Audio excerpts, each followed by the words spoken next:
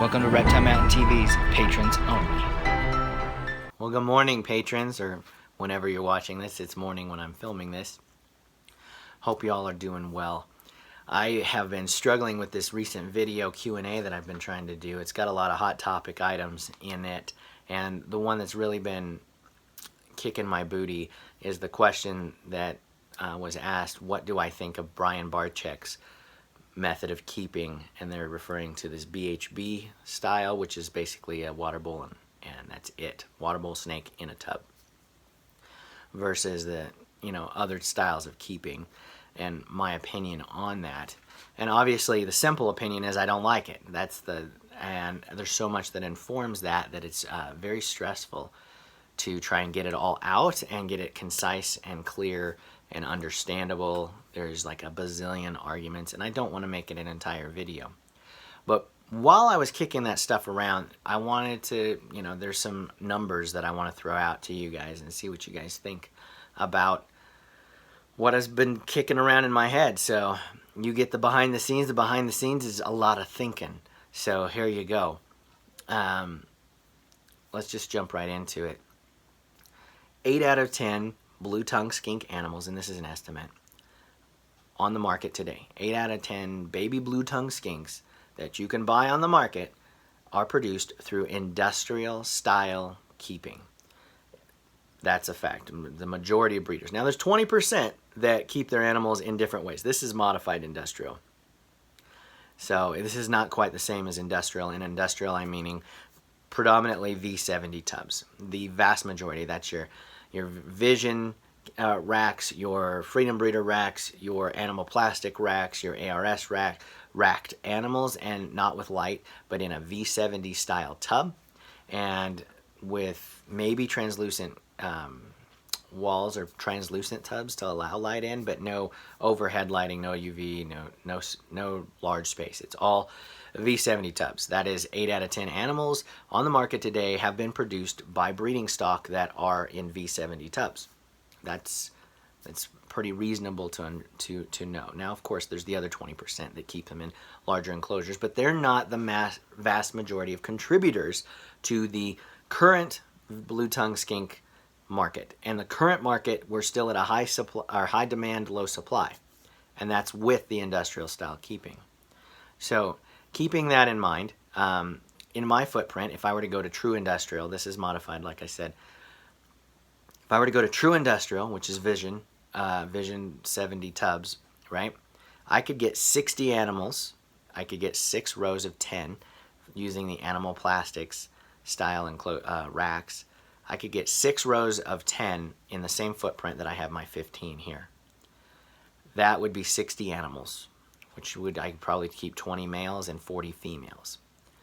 I would be able to produce, now on average with me, I'm able to produce about, over the past 3 years, my average of number of females locked to number of babies born has been a little over 8. That's my average, because some females lock and don't give birth, and some females lock and have tons of babies, and it balances out, and the average is about 8, a little over 8 babies per female locked over the past 3 years. So let's just say if I had industrial version and I had 60 animals and I locked 30 out of the 40, right? And let's go down one instead of saying 8 average, let's say 7 babies per lock. I lock 30, I get 7, I get 210 babies going into the market. That is about what's happening now with the rest of the breeders out there, the 8 out of 10, those babies. That's about the average, maybe a little lower, but not much. So 210.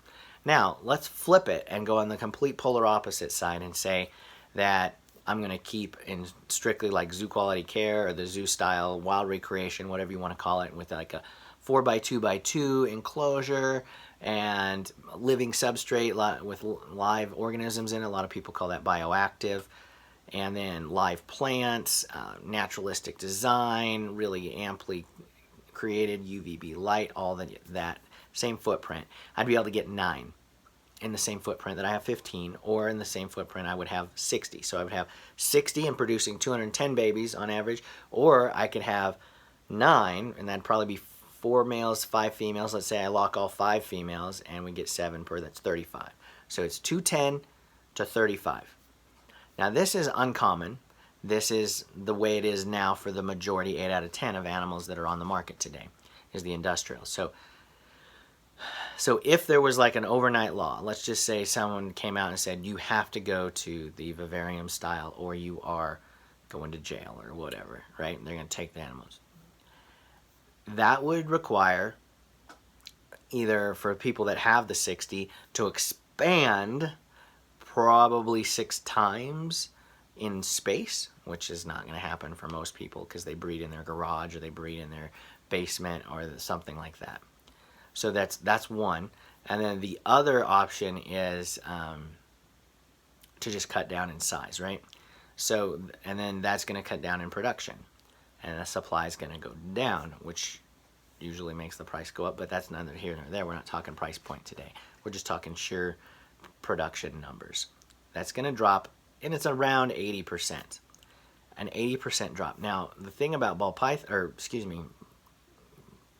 tongue skinks is that they are kept and bred in the same size thing as ball pythons. Ball pythons is like big oil to our economy, and so to the reptile economy, ball pythons is the primary driving force. Even though you may or may not love ball pythons, you may or may not love that industry, it is the big economy driver in our environment. Not everyone's rushing to a show to see a chameleon, even though chameleons are amazing. Not everyone's rushing to a show to see some obscure, rare, uncommon animal.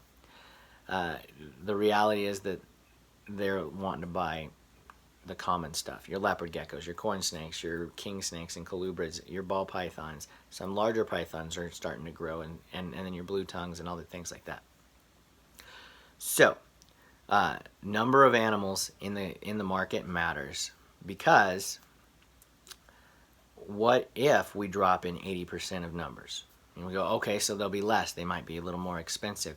But that's also 210 less enclosures, right? So there's 210 enclosures at a new home, right? So say if I did it and I sold 210, and every one of my people, my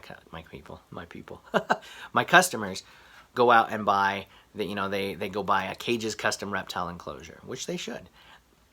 And they go buy that UV light from Arcadia, and they go buy the substrate, the Terra Firma or Terra whatever from Biodude, right? And they go and they buy all that. So that's 210 customers, which is happening now. Let's just say that's happening now. Even if half of them are going and buying that stuff, that's 105 individuals, whereas the 35 if we all went to the other direction. And so I'm not for or against. I'm absolutely 100% for people keeping animals in the best possible way that they can, that brings them joy and their animal health, period. And a lot of times that is the quality, zoo quality care. The reality is that our industry has boomed and grown, and it's maybe outgrown itself using the industrial size. Because before the boom of the colubrids and then the boom of ball pythons and that racking and stacking style, the majority of people were keeping them in the vivarium style enclosures. But the productivity was low.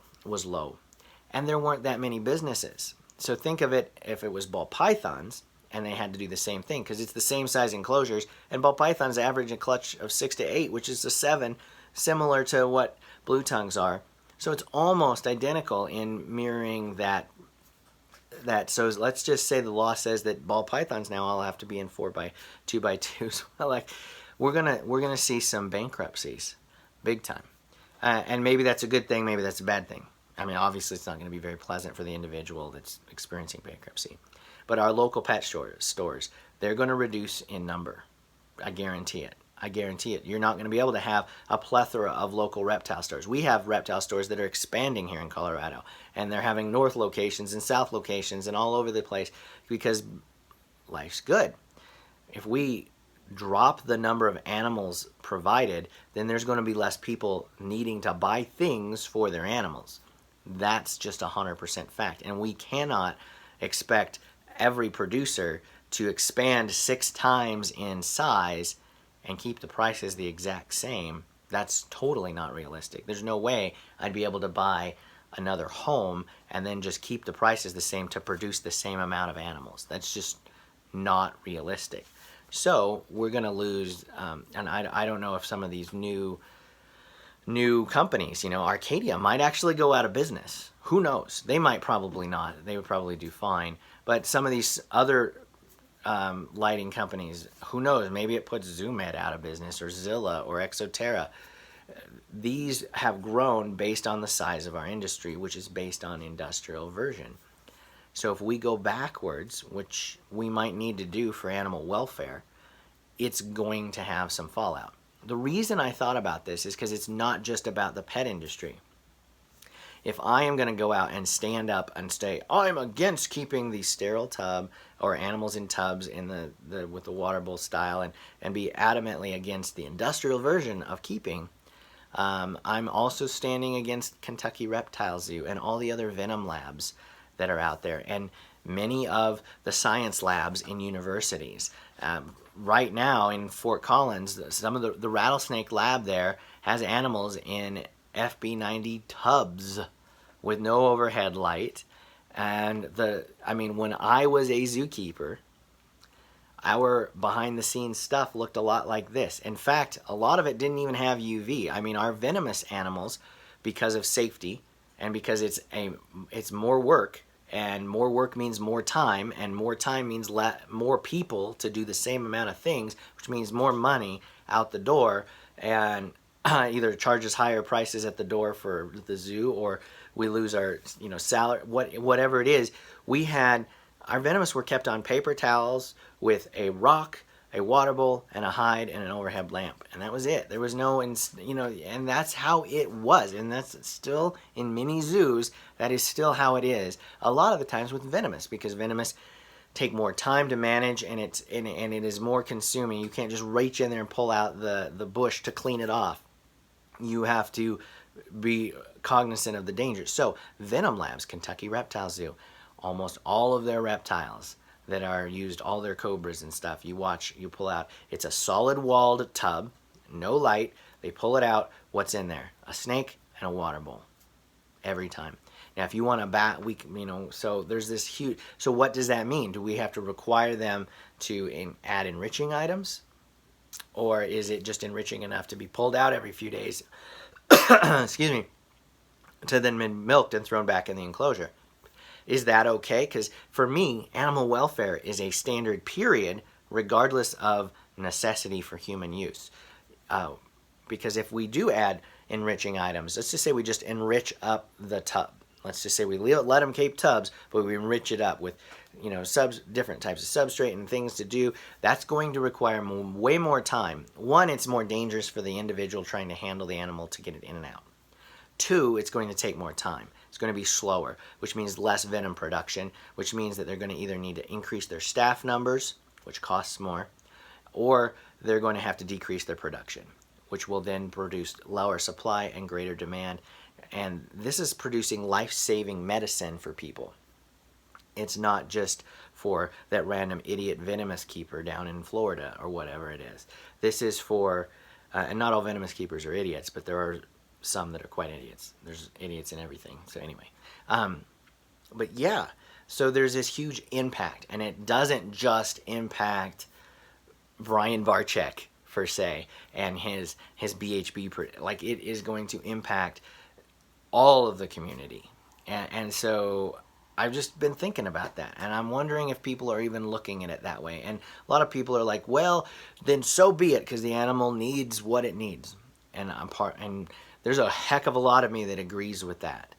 And then I think at the same time about the children that are going to, have less opportunities because their parents are going to have less opportunities because their parents were selling some great supply that was a secondary link that's going to be affected because people are producing less animals, and therefore, so they're not even a bad person. It's not even like they're the ones, but we're all benefiting from that style. All of us. Even if you've never kept a ball python in your life, if you've never kept an animal in a rack in your life, every single one of us, the price points at the store, everything has and is impacted by the volume of our hobby. And all of us are riding on that tub. Now, adding some things is certainly good.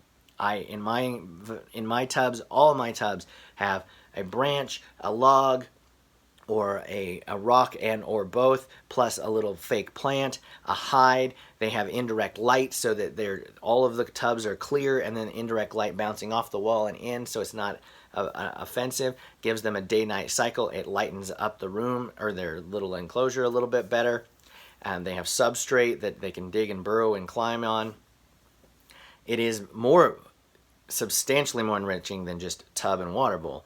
Maybe we all just go to that. That still takes more time, which will take either more staff for the same productivity level, and that would increase prices. And I think we might all be able to handle a slight price increase, and that might be worth it for welfare. But this is just things rattling in my head, guys. I thank you for paying attention and making it this long. Sorry for a 16-minute video of me just rambling.